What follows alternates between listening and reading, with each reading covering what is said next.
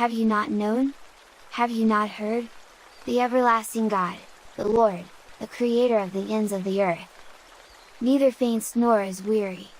His understanding is unsearchable.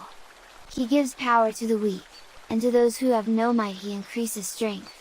Even the youth shall faint and be weary, and the young men shall utterly fall, but those who wait on the Lord shall renew their strength.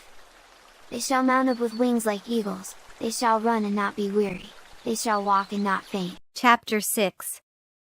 Binding and Loosing 101. Lord Jesus was teaching on a plethora of subjects in Matthew 18.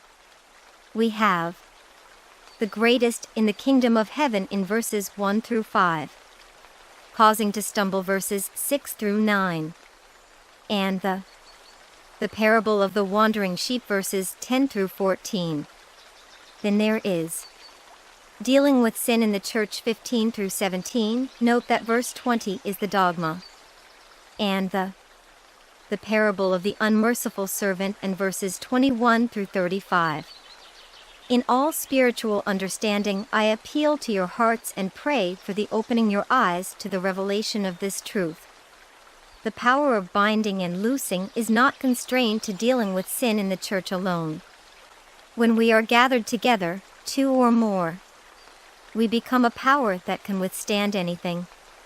Mountains move, healings happen, salvations are made. The power of God has no bounds, ad infinitum. As Deuteronomy 32 verse 30 explains to us, if one can put 1,000 enemies to flight, and two can put 10,000 enemies to flight, just imagine what we can do when we all come together. When two of you get together and agree on anything at all on earth and make a prayer of it, my Father in heaven goes into action. And when 2 or 3 of you are together, because of me, you can be sure that I will be there. Matthew 18 verses 19 and 20. We are told in the Word that we should pray without ceasing. Paul tells us in Philippians 4 verse 6 that we should not be anxious about anything, but in everything, by prayer and petition, with thanksgiving, present your requests to God. If those of us who are in Jesus would begin to stand together in agreement in prayer concerning our lives and bind up the oppressor and his minions, you will see a far greater move in your success and growth in Christ than what you may have already. Look to what Lord Jesus tells us in Mark 3 verse 27. No man can enter into a strong man's house and spoil his goods, except he will first bind the strong man, and then he will spoil his house. Matthew 12 verse 29. Many of us who are in Jesus have been battling the enemy of our souls without first binding the strong man of the house. This is not taking it out of context, it is broadening the view from the tunnel vision version of the dogma to what Father is, for He is multifaceted in every aspect. See the key in Matthew 16 verse 19. I will give you the keys of the kingdom of heaven. Whatever you imprison, God will imprison. And whatever you set free, God will set free. Binding up the powers of principalities, powers, the rulers of the darkness of this world, and spiritual wickedness in heavenly places, and the strong man over wherever, whosoever or whatsoever, by the blood of the Lamb and the word of our testimony.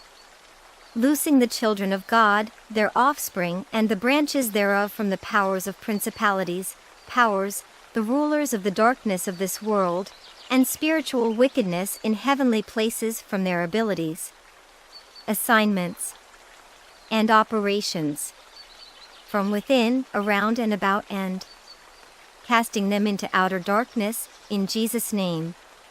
So be it. You are removing an obstacle that plagues us on a daily basis. We are able to say with dynamite dunamis power in prayer against the evils that are against our spiritual growth. I bind you, place name here. In the name of Jesus. According to His word. I loose you, place name here. From your assignments, operations, and abilities. And I command that you place name here. To be cast out into the outer darkness. In Jesus' name. So be it. Matthew 18 verse 18 through 20, Mark 16 verse 17, and Matthew 16 verse 9. To bind is to arrest the demonic activity. Jesus quoted these words to his disciples when he spoke to them, saying, "And I will give unto thee the keys of the kingdom of heaven, and whatsoever thou shalt bind on earth shall be bound in heaven, and whatsoever thou shalt loose on earth shall be loosed in heaven." Matthew 16 verse 19. Jesus used the Greek word deo when he spoke of binding. Deo means to bind, fasten with chains, to throw into chains.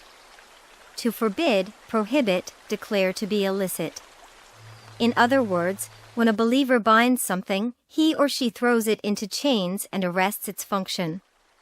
What are the keys of the kingdom?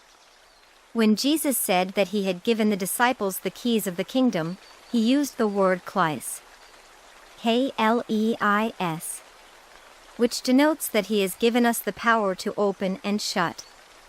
In other words, this authority has been delegated to all believers, and we should use it in and on the earth. There are principles to this.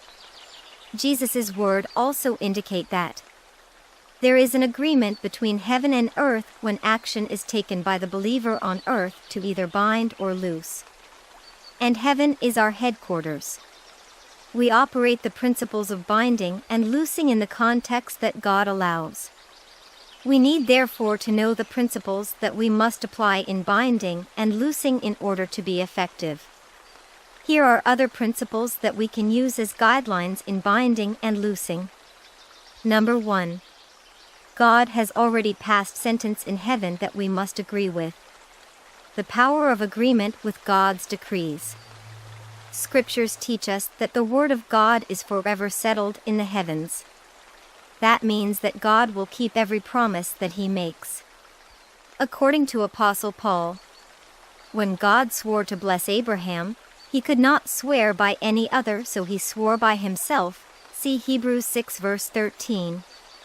This actually means that the three members of God came into agreement about the promise made to Abraham. There was no other ones greater in heaven and earth by which they could swear. Number 2.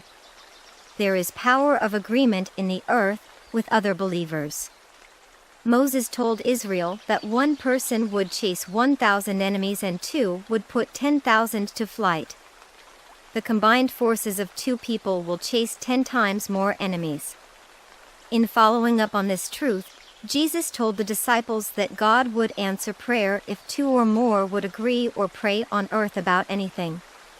Jehoshaphat and the Israelites combined forces to sing and praise their way to deliverance, and their enemies killed each other. Paul and Silas in jail broke up the foundation of the prison and loosed the prisoners' bonds. This was just a reflection of the shaking of the foundations of hell.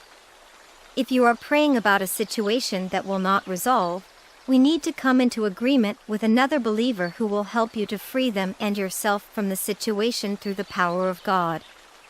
We know that the devil has already been thrown out of heaven and that he has no place there.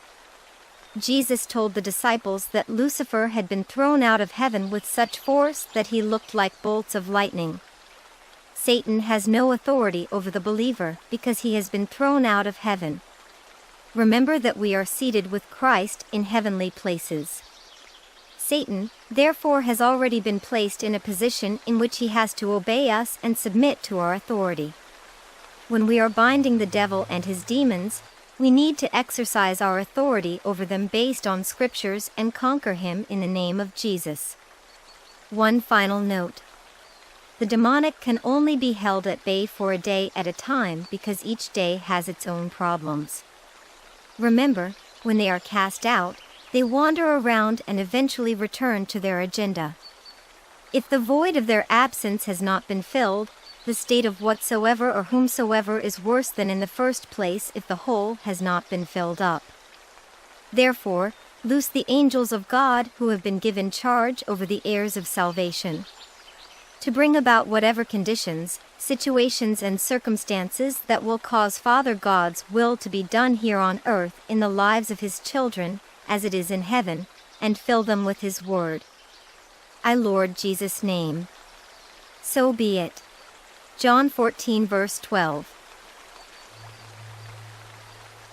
Most assuredly, I say to you, he who believes in me, the works that I do he will do also, and greater works than these he will do, because I go to my Father. Shalom, everyone.